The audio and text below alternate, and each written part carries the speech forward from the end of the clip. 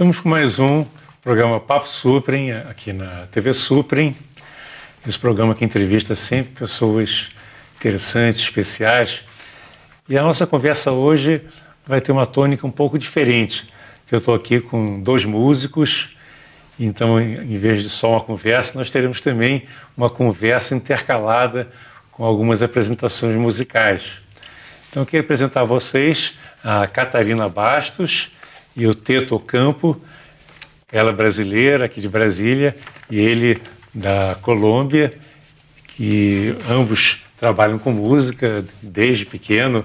O Teto trabalha com música praticamente desde que se entende por gente, né? E a Catarina também começou aos 10 anos a aprender piano, depois aprendeu violão. O Teto, ele é também compositor e produtor musical. A Catarina também trabalha com canto, e ambos têm em comum um interesse muito grande pelas tradições musicais dos seus países, tanto a música popular brasileira, que a Catarina vem estudando e desenvolvendo há muito tempo, e o Teto também, lá na Colômbia, tem feito um trabalho muito bonito de resgate das tradições indígenas, das tradições populares. E o Teto, ele estudou música também nos Estados Unidos, no Musicians Institute of Technology, em Los Angeles. E lá ele estudou música, inclusive jazz também, e vem trabalhando há muito tempo com música, produzindo. Inclusive teve músicas inseridas como trilha sonora de filmes, um deles, O Abraço da Serpente, que foi indicado como melhor filme estrangeiro em 2016, não é isso? E ele vem também trabalhando com música para teatro. Ele é professor de música e vem ensinando tanto adultos como crianças. A Catarina também tem um trabalho como professora de música para crianças e adultos. Então, é uma trajetória muito bonita, e eles se conheceram quando a Catarina morou na Colômbia durante 6 anos, não é isso? E eles perceberam que havia muita coisa em comum e passaram a trabalhar juntos.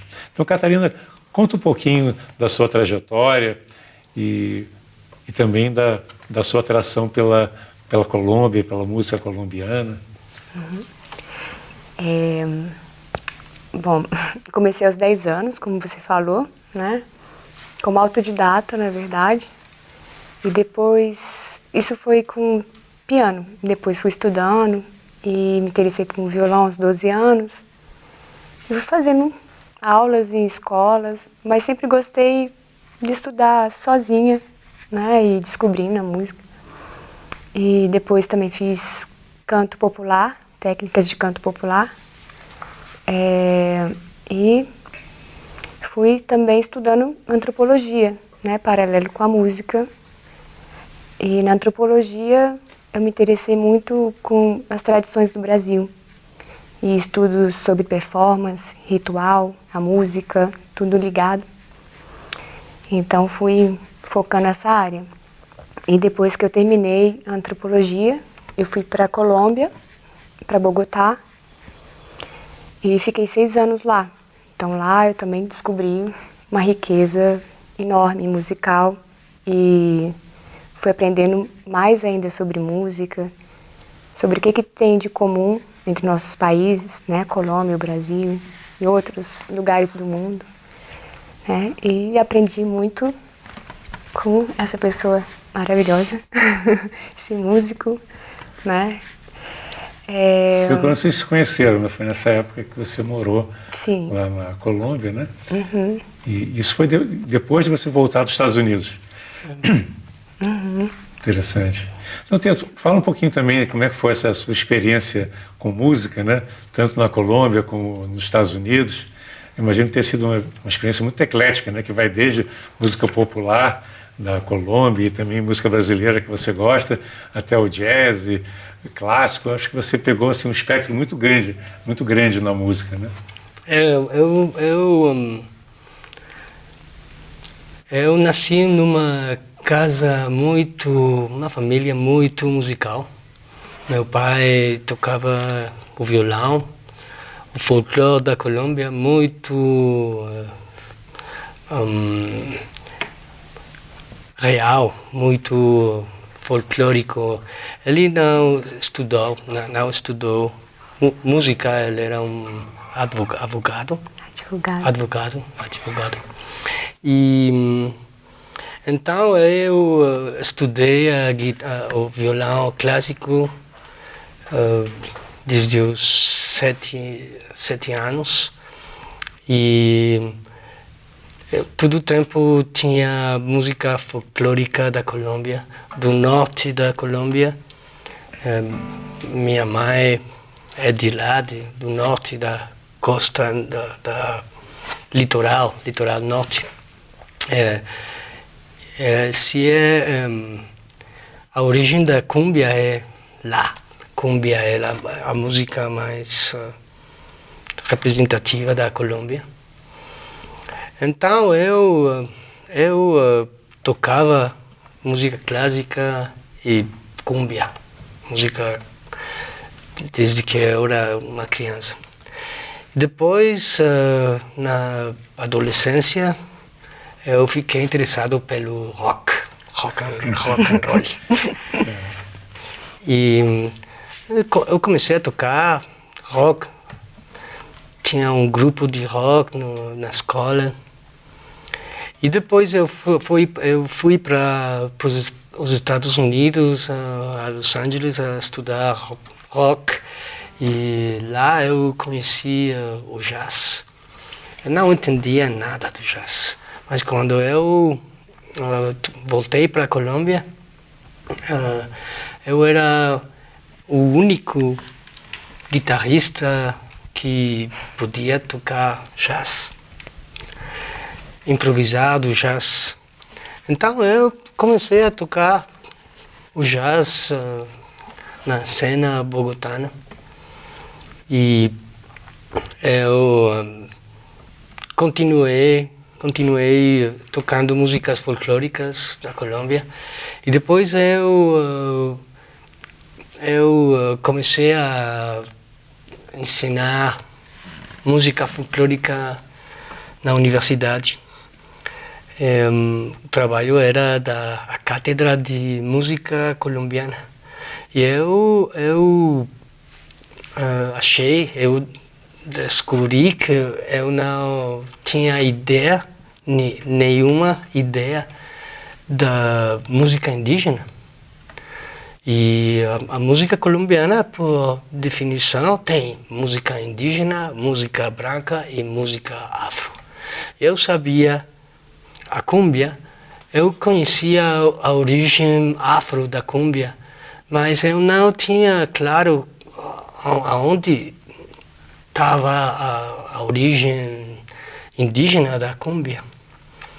Então eu comecei a pesquisar, estudar um pouquinho e os indígenas começaram a chegar à minha casa como por magia.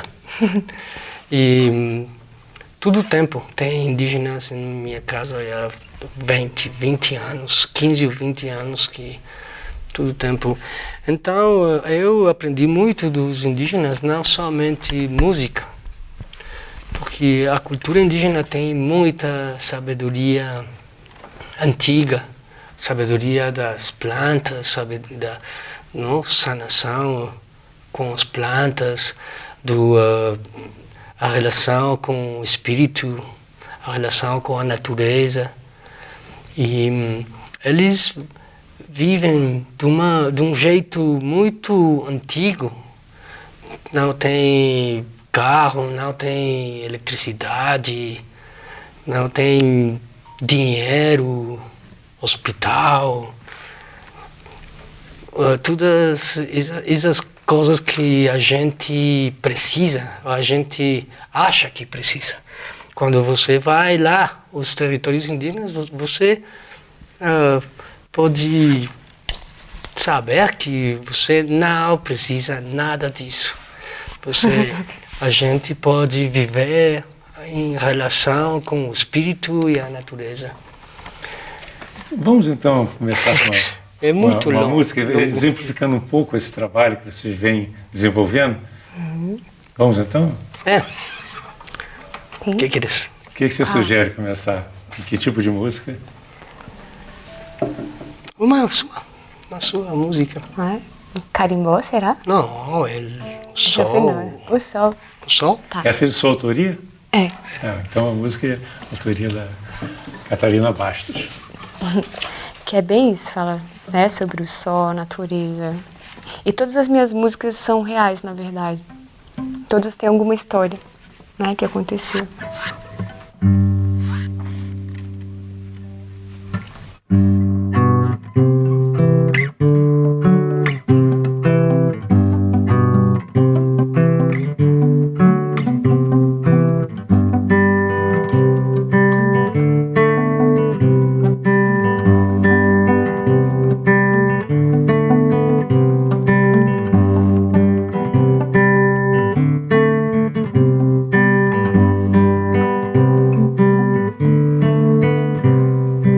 Ai, o sol me aquece, brilha e cresce o sol. Ai, o sol dorme, o sol me adormece, o sol. Ai, o sol no fim da tarde faz virar ouro verde e as flores no chão vira ouro sol. O dia se mexe, um raio de sol, bem de mansinho, só raio de sol, abre o caminho, um raio de sol, se despedindo, abraça o sol.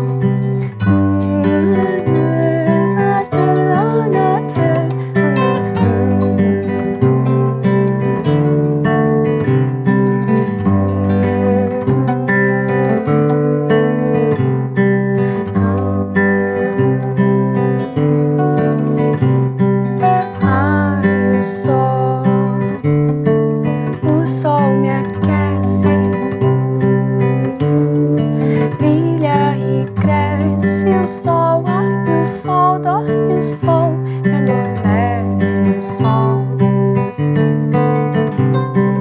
O dia se mexe, um raio de sol, se despedindo, um só raio de sol, abre o caminho, um raio de sol, se despedindo, abraça o sol.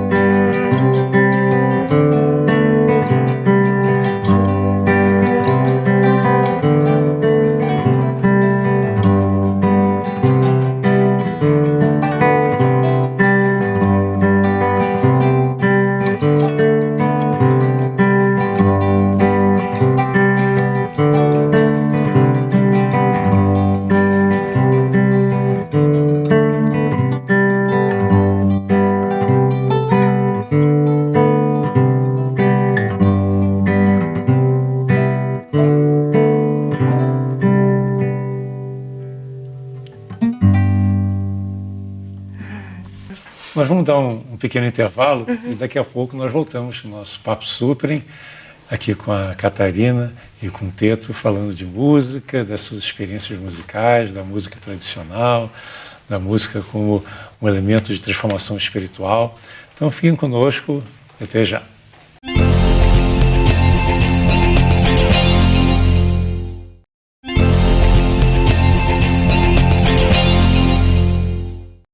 Estamos de volta com o nosso Papo Suprem e hoje nós estamos aqui conversando com a Catarina Bastos e com o Teto Ocampo, que são músicos, ele da Colômbia, ela brasileira, que vem desenvolvendo inclusive um trabalho conjunto muito interessante. Então eu queria começar essa nossa segunda parte perguntando a Catarina sobre um trabalho que ela vem desenvolvendo, né, com o Instituto, né, Cultural Brasil-Colômbia. E dentro desse instituto, que tem sede também na Colômbia, você desenvolveu um programa, né, que português se aprende com música, né? Então fala um pouquinho sobre isso, que eu acho uma iniciativa muito interessante, né, de você usar a música como um instrumento de aprendizagem de língua. Sim. Então, esse instituto, na verdade, é em Bogotá, né, e surgiu com a Embaixada do Brasil lá. E depois eles meio que se separaram, mas, né, estão juntos aí. Então, eu fui para esse instituto e fiz formação de português para estrangeiro, que eu gosto também muito de idiomas. E aprendi muito na parte de fonética, pronúncia, entonação. Então, adorei, amei, né, e juntar com a música. E para formar um curso que fosse mais dinâmico, né, que as pessoas aprendessem mais do Brasil, eu criei esse curso, chama Português se Aprende Cantando, que é sobretudo focado na pronúncia, vocabulário, né, comunicação mais coloquial, né, e aprendizado, né, da história do Brasil, música, cultura, tradições, né. Inclusive com crianças você trabalhou também, né, ou vem trabalhando, né? Esse curso foi para adultos, né, estrangeiros. Mas você tem uma experiência com crianças também. Sim. Depois que eu cheguei no Brasil, em 2016, início, eu comecei também a dar aula de violão para criança na escola de choro, e lá também criei um curso que veio do Português se Aprende Cantando, mas direcionado para brasileiros, que chama Música e Cultura Popular Brasileira. E é muito interessante isso, né? Você fazer com que os brasileiros aprendam melhor a sua língua e também as suas tradições, porque existe um grande desconhecimento das tradições brasileiras, né? Trazendo a música como um elemento cultural, um elemento de integração. E na hora que você conhece a música de um povo, você começa a conhecer aquele povo também, né? Sim. Isso é muito importante, né? Que tem muitos brasileiros, especialmente nas grandes cidades, que desconhecem o Brasil ribeirinho, o Brasil indígena, o Brasil quilombola. Então, acho que isso é muito interessante, você poder trazer a música como fator de integração. Sim. E eu aprendi muito mais estando lá fora, né, do que aqui, porque, assim, quando você vai para outro país, você sente muita falta, né, da sua cultura, da língua. E eu já estava pesquisando um tempo aí que eu realmente aproveitei, né, que tinha muita gente querendo aprender português, tinha sempre muita procura. Então eu aproveitei esse meio também. Né, eu acho que uma das dificuldades no aprendizado de qualquer língua, né, é que às vezes fica uma coisa um pouco árida, né, estudar gramática, estudar pronúncia. E quando se canta é muito lúdico, né, muito agradável, né, divertido. Então eu acho essa ideia fantástica. A gente deveria até introduzir nas escolas, né, algo parecido, porque as crianças adoram cantar, né. E a gente vê muito isso nas escolas de maternal, mas depois a música desaparece nas escolas. E eu acho que seria muito importante reintroduzir a música, né? E lá na Colômbia você tinha usado a música como um instrumento de aprendizado também, né? Dentro da sua didática, né? Eu tento divulgar a cultura indígena, porque não é muito conhecida lá. A gente acha que são espanhóis ou europeus da Europa. Tinha uma mestiçagem biológica, mas não tinha uma mestiçagem cultural. A gente foi obrigada a atuar como europeu. Tem educação europeia, a língua europeia, a política europeia, tudo. A cidade é europeia e a gente não conheceu a cultura, a verdadeira cultura do território. Então, eu queria que você tocasse um pouquinho essa sua flauta, é uma flauta indígena, né? Essa se chama charu. Charu é a flauta da Sierra Nevada. A Sierra Nevada, que é um local místico, inclusive, né? Que tem toda uma tradição espiritual associada a ela, né? Eu vou tocar um pouquinho para vocês escutar o som, mas depois eu vou interpretar no violão.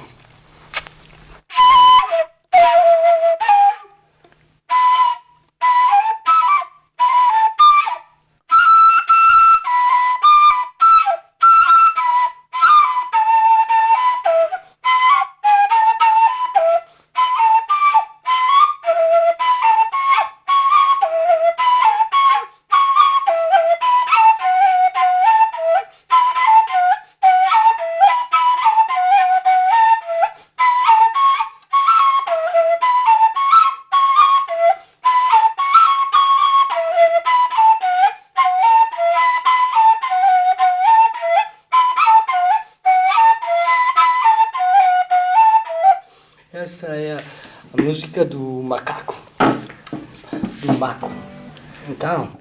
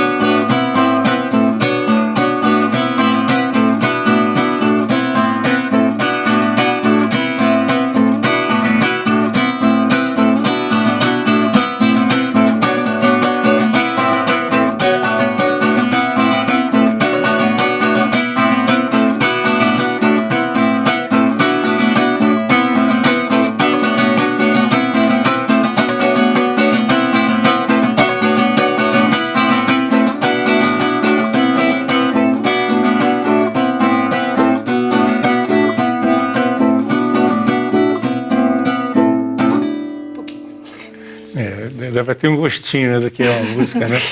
E é interessante você trazer essa música, né, para Bogotá, para a comunidade assim branca, de certa maneira, que não está, que perdeu o contato com as suas origens, né? Esse trabalho de usar a música para aproximar as culturas e também para valorizar a cultura indígena é algo fundamental, né? E você está sentindo o resultado assim, das pessoas se interessando mais pela cultura. Eu queria que você comentasse um pouquinho, que nós já estamos no final do programa, sobre o aspecto espiritual desse trabalho cultural, musical que você vem desenvolvendo, que é muito característico da cultura indígena. Por exemplo, essa música é a música do macaco. As músicas indígenas, as músicas da cultura aruaca são todas sobre o espírito dos animais. Então é um jeito de comunicação com o espírito antigo, com o espírito. E o macaco é o pai da música. Então esse é uma comunicação, uma chamada para o espírito, para os pais da música. É muito importante para os músicos fazer esse ritual todo o tempo. O ritual de tocar a música do macaco para ficar protegidos, ficar na boa. É interessante essa ideia da música como um elemento de conexão com o divino, né? Quer dizer, você se conecta através da música, né? Isso tem muito a ver com as tradições antigas, né? Inclusive do Oriente, né? Os mantras, que são sons sagrados, né? Então, esse aspecto sagrado da música foi um pouco perdido na nossa tradição mais ocidental, vamos dizer assim, a música europeia. Para os indígenas, a música é espiritual, é um ato ritual. Eles não tocam música para fazer um som bonito, é um ritual. E esse ritual do macaco se faz uma vez ao ano. Então, estar aqui fazendo a música do macaco não é muito lógico para os indígenas, mas eles entendem não, que eu estou fazendo um trabalho social também, porque as tradições estão em perigo de perder, de ficar no ouvido. E os indígenas mesmos, os indígenas mesmos estão esquecendo das tradições, porque os meios de comunicação, os médios estão crescendo muito, estão chegando a todas as partes, a todos os lados, inclusive a Serra Nevada.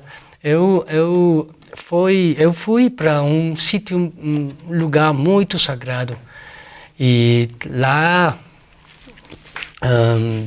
tem não sinal de celular, não internet, não televisão.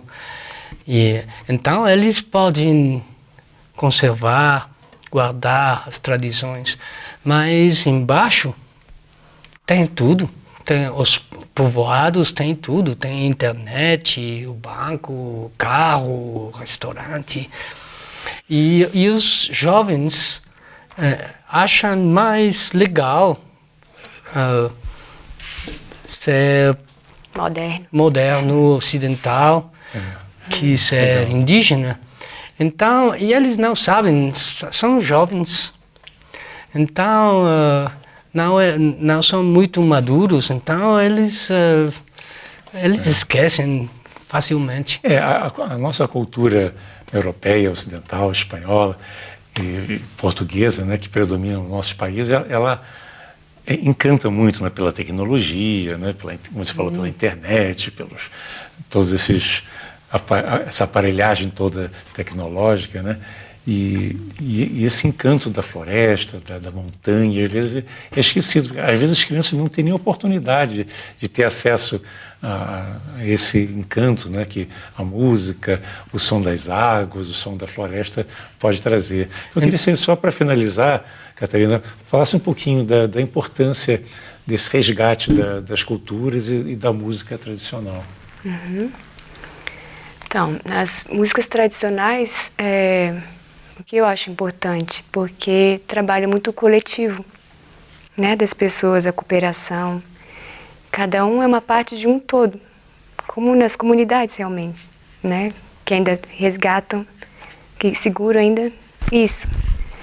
Então, eu acho interessante por esse lado, principalmente, né, o coletivo e os sons que ainda guardam, né, que tem muita ciência, coisas que a gente nem sabe, mas vão sendo passadas.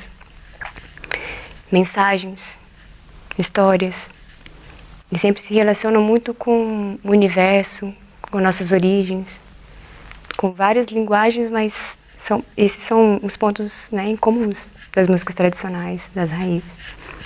Bom, felizmente nós chegamos, acho que eu gostaria de ouvir mais vocês cantando, ouvir mais as histórias, porque vocês têm muitas histórias para contar. Precisamos 8 horas. Temos uma outra oportunidade para expandir mais esse assunto que é maravilhoso. Então, eu agradeço muito a presença de vocês. Que agradeço. Muito obrigado. Interessante. E serve como estímulo para que os nossos ouvintes também busquem mais as suas culturas tradicionais, a música tradicional brasileira, a música popular brasileira, a música indígena, que tem muito poder, grande aqui. muito grande. Nós temos muitas É uma diversidade enorme de culturas diferentes, assim como na Colômbia também, né? Então, esse reencontro com as nossas raízes, eu acho que é uma coisa tão importante e tão bonita, né? É lindo. Nós aprendemos muito com a natureza. Essa música junto à natureza, a vivência da natureza é linda. Então, fica esse convite para cada um empreender essa busca também, essa pesquisa, que é uma pesquisa também de autotransformação. Sim. Então, obrigado a você Obrigado. pela presença. Obrigada demais. E obrigado por ter Prazer. vindo da Colômbia e estar aqui conosco. Sim. Então, nós estamos encerrando o nosso Papo Suprem e até a próxima.